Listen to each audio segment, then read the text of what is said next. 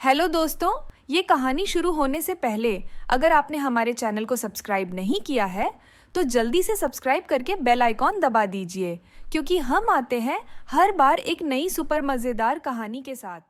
ये कहानी दो दोस्त अंजलि और प्रिया की है। अंजलि और प्रिया कॉलेज की फ्रेंड्स थीं।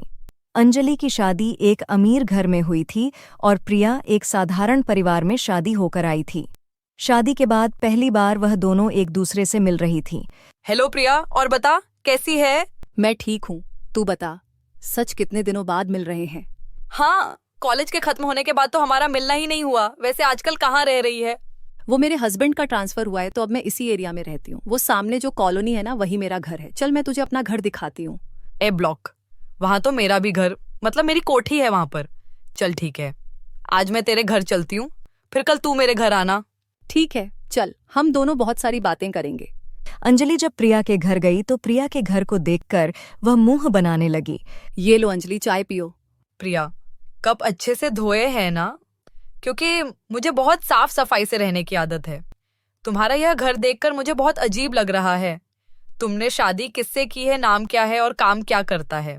अंजलि, तुम मेरे हस्बैंड को जानती हो? मैं जानती हूँ। कौन है तुम्हारा हस्बैंड? विनीत।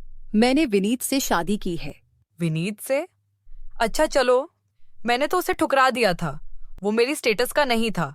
खैर मैं चलती हूँ, मेरे हस्बैंड आने वाले होंगे। और कल तुम आ रही हो ना मेरे घर? हाँ, मैं आ जाऊंगी। अंजलि भी जाने ही लगती है कि विनीत आ जाता है। अंजलि को देखकर वह चौंक जाता है। अंजलि, तुम और यहाँ? विनीत, कैसे हो? बहुत दिनों बाद मिलना हुआ। हाँ, मुझे अभी पता चला कि प्रिया ने तुमसे शादी की। और कैसे हो? हम दोनों रास्ते में ही मिले। प्रिया मुझे यहाँ ले आई और मुझे तभी तुम्हारे बारे में पता चला। अच्छा, चलती हूँ, आना कभी प्रिया के साथ। हाँ जरूर, बाय। प्रिया, तुम तो जानती हो कि अंजलि कैसी है। इसे अपने पैसे पर बहुत घमंड है। तुम इसके साथ बात नहीं करो। विनीत, वो कॉलेज की बात थी। अब समय बदल गया है। अब हम दोनों शादीशुदा हैं। वह जानती है उसकी अपनी लाइफ है और मेरी अपनी। इसलिए तुम टेंशन मत लो।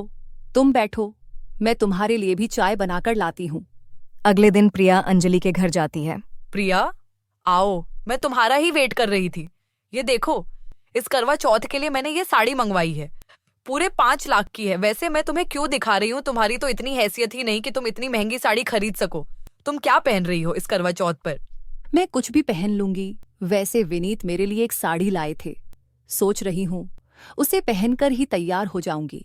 अच्छा, मेरे तो हस्बैंड को इतना टाइम ही नहीं होता। उनकी इतनी सारी मीटिंग होती है, इतना बड़ा बिजनेस हैंडल करते हैं वो, तो उनको सब कुछ देखना पड़ता है। वो तो बस मुझे पैसे दे देते हैं और मैं अपने आप ही ले लेती हूँ। अच्छा, मैं कह रही ही थी करवा चौथ की पूजा के लिए तुम मेरे घर ही आ जाना। सब आते हैं, कॉलोनी की लेडीज मेरे घर पर इकट्ठा होती है। सबको पता है कि यहाँ बहुत स्पेस है और सबके लिए स्पेशल इंतजाम किया जाता है। गिफ्ट देती हूँ मैं सबको, और भी बहुत कुछ। बहुत मजा आता है। एक काम करना, तुम आ ही जाना मेरे घर। मैं तुम्हें इनवाइट कर रही हूँ। ठीक है, मैं आ जाऊंगी। करवा चौथ के दिन प्रिया तैयार होकर अंजलि के घर पहुंचती है। अंजलि, तुम्हारी साड़ी तो बहुत सुंदर लग रही है। अच्छी लगी? ओ थैंक यू। वैसे मैं सेलेक्ट ही ऐसा डिजाइन करती हूँ कि सब देखते रह जाए। प्रिया, तुम्हारी साड़ी तो बहुत सिंपल लग रही है। सब लोग पूजा में बैठ जाओ, मैं कथा शुरू कर रहा हूँ। अरे पंडित जी बुला रहे हैं, चलो चलो। सब पूजा में बैठते हैं। सब लोग करवा चौथ की पूजा करते हैं। मेरी सारी प्यारी फ्रेंड्स, आप सब ने यहाँ आकर करवा चौथ बहुत ही इंटरेस्टिंग बना दिया। सब अपने अपने गिफ्ट लेकर जाना। प्रिया, तू थोड़ी देर मेरे पास ही रुक, बाद में चली जाना। ठीक है अंजलि। प्रिया अंजलि के पास रुकती है, तभी विनीत का कॉल आ जाता है। हाँ विनीत, मैं अंजलि के घर पर थी। वो करवा चौथ की पूजा यहीं की थी। पिज्जा। ओके, वैसे आज मेरा भी पिज्जा खाने का बहुत मन है। ठीक है, मैं थोड़ी देर में आती हूँ। अच्छा अंजलि, अब मैं चलती हूँ। विनीत मेरा घर पर इंतजार कर रहे हैं। हाँ बिल्कुल। और वैसे भी राजीव आने वाले हैं। आज मुझे उनके साथ डिनर पर जाना है। हम हर साल करवा चौथ पर बाहर ही खाना खाते हैं। ये तो बहुत अच्छी बात है, जरूर जाना चाहिए। अच्छा, मैं चलती हूँ। प्रिया घर आ जाती है। अंजलि अपने पति राजीव के साथ रात को डिनर करने के लिए एक होटल में जाती है। तभी उसकी नज़र एक टेबल पर पड़ती है जहां प्रिया और विनीत डिनर कर रहे थे। अंजलि चौंक जाती है। प्रिया अंजलि को देख चुकी थी। वह उसे आवाज लगाती है। अंजलि, आओ ना, हमें ज्वाइन करो। ये मेरी फ्रेंड प्रिया है, हम दोनों कॉलेज के फ्रेंड हैं। मिस्टर विनीत, अरे राजीव जी, आप विनीत को कैसे जानते हैं? एक दिन मैं किसी जरूरी काम से एक मीटिंग में जा रहा था तो रास्ते में मेरी कार खराब हो गई थी। मुझे अर्जेंट पहुंचना था तो मुझे विनीत ने अपनी बाइक पर लिफ्ट दी थी और मैं समय पर मीटिंग में पहुंच पाया था। उसी दिन से हम दोनों अच्छे दोस्त बन गए। विनीत, मुझे पता चला आपकी डील फाइनल हो गई। मुझे बहुत खुशी हुई आपकी तरक्की का सुनकर। Thank you so much Rajeev जी।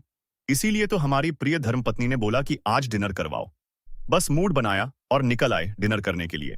बिल्कुल अंजलि, तुम्हें पता है विनीत ने मुझे स्पेशल सरप्राइज दिया। विनीत का प्रमोशन हो गया, इसलिए आज ये मुझे पार्टी दे रहे हैं और मैं चाहती हूँ कि हमारी खुशी का आप दोनों भी हिस्सा बनो।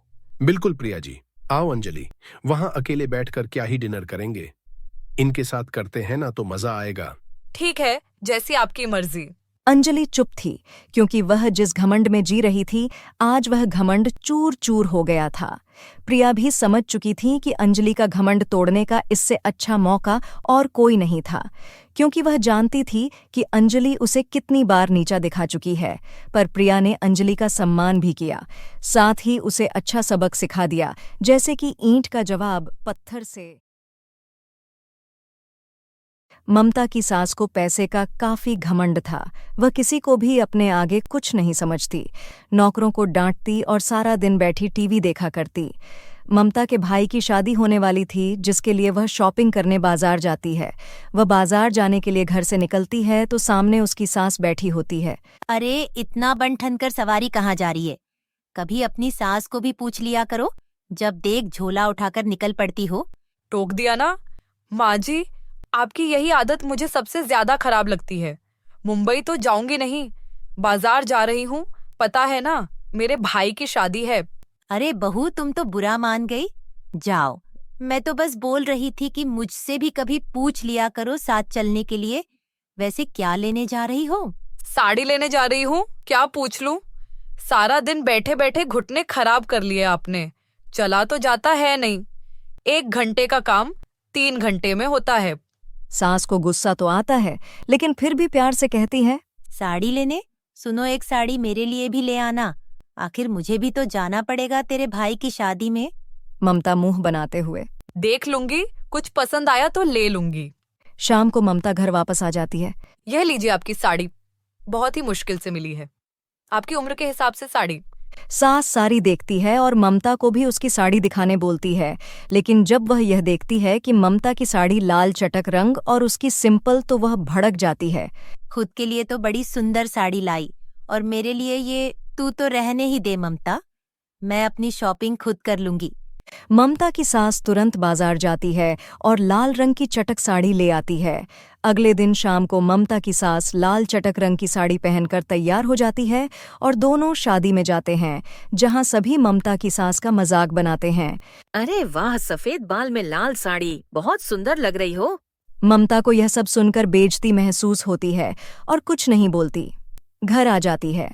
अगले दिन ममता का टेलर घर में उसके लिए पार्टी गाउन लेकर आता है, जिसमें ढेर सारे चमकीले सितारे लगे होते हैं और वह हाफ शोल्डर होता है। ममता वो पहनकर पार्टी के लिए निकल रही होती है, जिससे उसकी सास देख लेती है और अगले दिन वैसे ही ड्रेस वह भी ले आती है।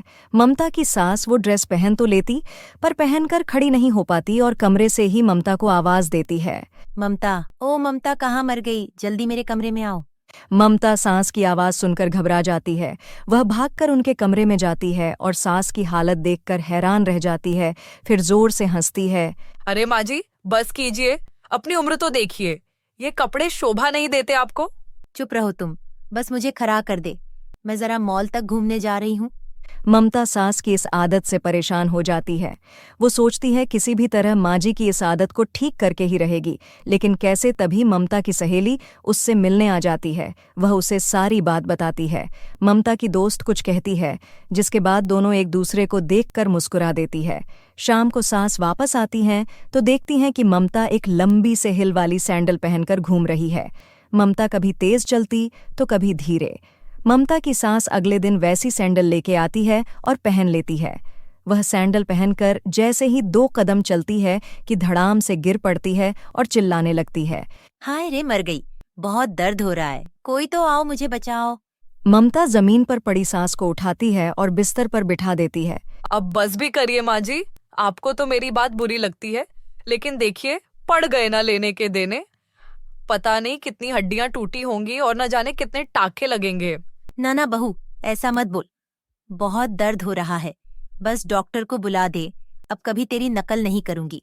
उम्र के हिसाब से पहनावे की शोभा है, यह बात मैं समझ गई हूँ। आपने हमारे चैनल को सब्सक्राइब नहीं किया है तो जल्दी से सब्सक्राइब कर लीजिए। इस वीडियो को लाइक, शेयर, कमेंट करना ना भूलें। फिर मिलेंगे अगले एपिसोड के साथ।